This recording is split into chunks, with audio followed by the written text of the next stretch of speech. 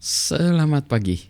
Assalamualaikum warahmatullahi wabarakatuh. Berjumpa kembali dengan Budi Rajo di Padepokan Budi Rajo. Kita mulai dengan ngopi dulu. Nah, ini dia ya. Bismillah.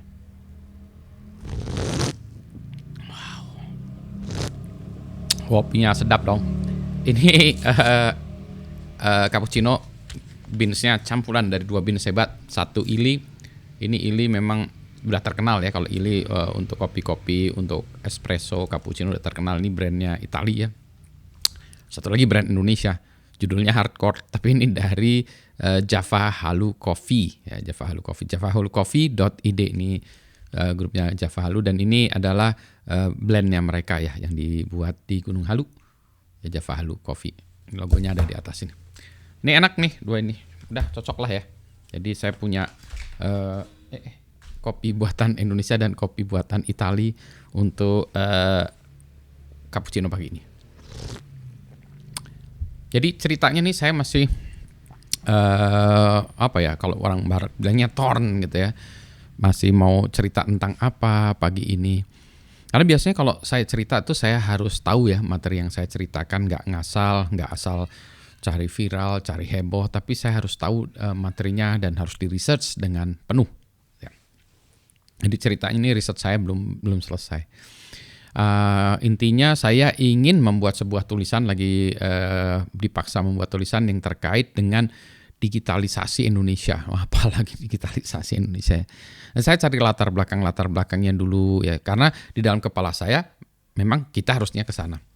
Tapi kan itu ini ya, opini saya ya. Nah, saya harus punya latar belakang atau hasil studi literatur yang lain ya. Yang pertama saya lagi cari latar belakang tentang ini Indonesia Emas 2045. Apa sih itu ya?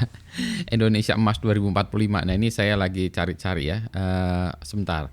Saya cek dulu dokumen saya ya. Nah, ini udah ketemu dokumennya, sebentar ya. Saya share dulu. Saya lagi baca ini nih.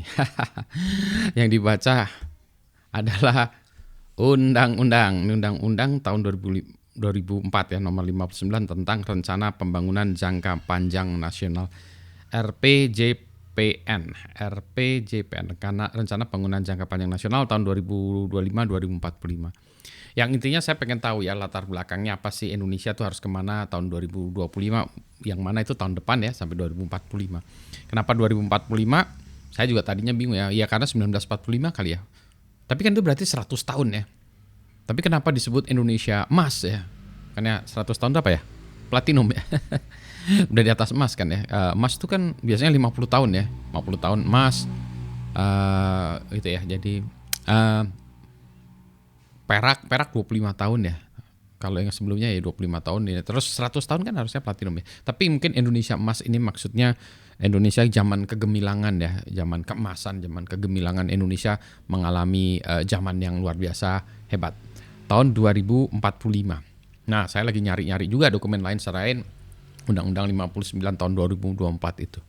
Kalau baca undang-undang kan agak susah ya, kering gitu. Jadi harus cari penjabarannya, ada cerita di belakangnya. Sayangnya saya nggak ikutan ya, jadi saya nggak tahu cerita di belakangnya seperti apa gitu ya. Ini juga saya nggak tahu nih isinya apa. Itu yang ini ya, yang saya pengen sedang pelajari. Yang kedua, di dalamnya tuh apakah ada cerita-cerita tentang digital ya. Yang saya paham kalau saya lihat dari cerita-cerita ya, dan mungkin cerita Indonesia Emas 2045 itu, kalau kita lihat digitalnya tuh disebutnya tuh cuma masuk ke dalam era digital transformasi. Jadi transformasi digital yang mana itu masih generik juga menurut saya, rada generik juga. Maksudnya transformasi digital tuh gimana? Apakah kita menggunakan teknologi informasi yang berbasis digital? Karena teknologi informasi juga ada yang analog zaman dulu ya. Tapi nggak ada yang apa ya, bisa scaling besar sehingga digunakan ya teknologi informasi itu ya teknologi digital. Jadi digital transformasi mungkin menggunakan teknologi digital untuk mengubah pola bisnis, mengubah birokrasi, mengubah kultur, mengubah cara kita belajar dan seterusnya. Mungkin itu ya yang harus kita ini yang disebut-sebut itu ya sebagai bagian dari ini. Saya belum tahu nih, belum baca undang nih. Digital transformasi pada prinsipnya itu. Terus kan rencana pembangunan jangka panjang ini berarti dari sisi kacamata pemerintahan ya. Jadi nanti oke, pemerintah punya arahan ke sana. Nah, saya juga nanti harus cari lagi dari kacamata industri ya. Industri juga mau larinya kemana ya. Mungkin dokumen-dokumen yang mirip ya, some kind like Indonesia Emas yang 2045, apakah ada dokumentasi seperti itu, mungkin dari organisasi-organisasi lain gitu ya. Kemudian juga dari masyarakat ya. Masyarakat juga masyarakat ini juga ada masyarakat akademik yang orang-orang yang memikirkan secara saintifik ya, teori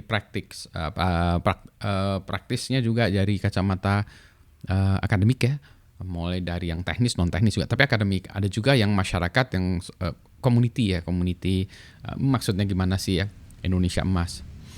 Yang saya pahami juga dari itu adalah sebetulnya penaikan GDP Indonesia ya. GDP Indonesia itu sekarang naik tapi katanya stuck. Kita itu stuck nih, yang itu lagi saya cari data di mana GDP Indonesia tuh stucknya seperti apa, sudah berapa tahun kita stuck ya, middle income trap katanya. Jadi kita ini sudah masuk middle income di tengah-tengah, jadi kita nggak miskin lagi, bukan negara miskin tapi sudah menengah, tapi nggak bisa naik ke atas ya, masih tengah. Nah itu saya pengen tahu kelas-kelasnya apa aja dan Indonesia masuk kemana gitu. Apakah dengan teknologi digital kita bisa naik kelas? Kalau menurut saya sih iya ya. Maksudnya iya dalam artian gini, nggak ada pilihan lain ya, kita harus menggunakan teknologi ya, nggak ada pilihan lain. Itu kayak kita mau maju ya seluruh Indonesia, tapi kita nggak mau pakai listrik gitu. Kita mau maju listrik, nggak usah pak, nggak usah pakai listrik lah, kita pakai kayak zaman dulu aja gitu ya. Nggak pakai komputer, nggak usah pak gitu ya. Nah ya nggak mungkin ya. Terus misalnya kerjaan kita semua ditulis dengan pen and paper, which is I'm still doing it. Nih. Ya jadi ini kan saya buat ini tuh, sama nih catatan saya. Lagi tuh soal itu ya, Indonesia Emas 2045. Saya masih melakukannya dengan pen and paper gitu ya. Jadi masalah kebiasaan aja. Tapi kalau untuk skala yang besar ya, itu kayak kita ngurusin, kita misalnya punya apa, perusahaan atau punya warung ya, warung. Kalau punya warung satu, yang nggak usah pakai SAP. Bahkan spreadsheet pun nggak usah, pakai Excel pun nggak usah, catat aja pakai di sini siapa yang belanja, siapa yang beli, siapa yang ngutang ya, yang ngebond kalau macam, catat aja pakai kertas, pen and paper cukup. Tapi ketika warung kita ada 100 atau lebih, kayaknya nggak mungkin ya, karena kita harus melihat dengan cepat gitu ya, mana warung yang menguntungkan, mana yang tidak, mana yang udah rugi berapa lama, mana yang harus ditutup, mana yang harus dikembangkan. Kayaknya kalau gitu udah harus pakai komputer ya, spreadsheet aja ya. Mungkin tidak perlu pakai SAP ya, tapi masih pakai spreadsheet masih cukup. Dengan kata lain apa?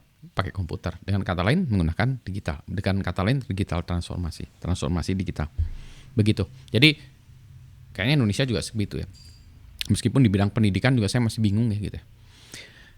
Nah, sekarang juga zamannya AI. Jadi saya merasa bahwa nanti ada dokumen-dokumen yang juga akan memasukkan AI di dalamnya itu ya. Indonesia Emas, AI kaitkan dengan Indonesia Emas ya, artificial intelligence. Saya sendiri udah ngelutinya lama, baik secara akademik maupun secara profesi ya, secara bisnis juga. Tapi ya gini lah ya, kita masih belum tahu mana yang killer application. Ini kayak zaman internet di tahun awal 90-an ya. Serving the internet ya, serving the web, bahwa internet tuh akan jadi apa gitu dulu ya. Cari apa segala macam gitu. Akhirnya e-commerce ya. Internet itu dijadikan e-commerce, menjadikan platform untuk kita belanja, kayak ada zamannya Amazon ya. Ternyata internet itu bisa kita gunakan untuk Amazon, untuk belanja segala macam ya. Kayak Amazon sukses. Juga pola perubahannya dalam berkomunikasi, kita menggunakan email segala macamnya, yang kita mana udah tahu, web udah basis, tapi itu dianggap sebagai infrastruktur aja ya, yang tidak perlu digembar-gemborkan begitu. Nah balik lagi nih, saya masih dalam proses belajar saya begini gitu ya. Jadi saya mau cerita yang wah, nggak ada yang wah, karena saya sendiri sedang belajar. Nah saya sangat sedihnya kalau ngelihat orang ya yang tiba-tiba langsung sok jago terus cerita segala macam gitu ya, asa yang pang jagona gitu ya gitu. Saya yang paling hebatnya kalau kata orang Sunda gitu. Cuma ya ini untuk menunjukkan bahwa ini saya sedang proses belajar. This is how I operate. This is how I operate. This is how I study. This is how I do research gitu ya. Jadi sebelum saya melakukan sesuatu, saya cari dulu, baca-baca dulu ya. Ini mudah-mudahan hari ini masih banyak lagi. Tadi saya baru download bukunya Pak Prabowo dari websitenya Gerindra, kayaknya ada buku Prabowo ya, paradoks apa tadi gitu ya. Siapa tahu juga ada di situ pemikiran presiden kita saat ini Pak Prabowo, siapa tahu ya. Terus nanti saya akan juga cari lagi. Hari ini adalah deadline bagi saya untuk membaca karena mulai besok saya mulai menuliskan apa yang saya ketahui sambil terus menuliskan studi literaturnya masih terus, tetapi saya harus sudah mulai memproduksi dokumennya. Besok sudah mulai memproduksi dokumennya. Itu. Nanti dikaitkan dengan apa? Itu nanti ceritanya menyusul. PR-nya banyak ya. Dan pada saat yang sama saya harus mereview dokumen tugas akhir dan tesis mahasiswa saya. Anyway, kopinya udah mau dingin. Masih panas, sedap. Saya kopi cuma sekali ya sehari sebetulnya ya. Despite what you see on my screen gitu ya. Kelihatannya edun ya, padahal enggak sih. Padahal ngopi saya cuma sehari, cuma sekali. Maksimum 2 lah. Gitu. Yang penting adalah sehat. Ini saya masih agak kurang sehat ya. Ternyata ada virus nih yang menyerang saat ini. Nggak tahu virus apa. Ini tangan saya ada agak sedikit merah-merah. Mungkin some kind of campak. Cacar, nggak tahu ya. Tapi virus nih. Udah ke dokter. Artinya virus ya sudah. Berarti daya tahan tubuh aja yang harus ditingkatkan. Begitu, tadi sudah olahraga, jalan di depan, cuma sanggupnya jalan berjemur. Tapi yang penting ini ya, upaya kita untuk mencari kesehatan itu adalah sesuatu hal yang perlu ya. Wis, topiknya malah lari kemana-mana. Ini mau ngabisin kopi dulu ya. Selamat pagi, assalamualaikum warahmatullahi wabarakatuh. Sebelum ngecapruk lebih banyak kemana-mana, harus ditutup. Stop.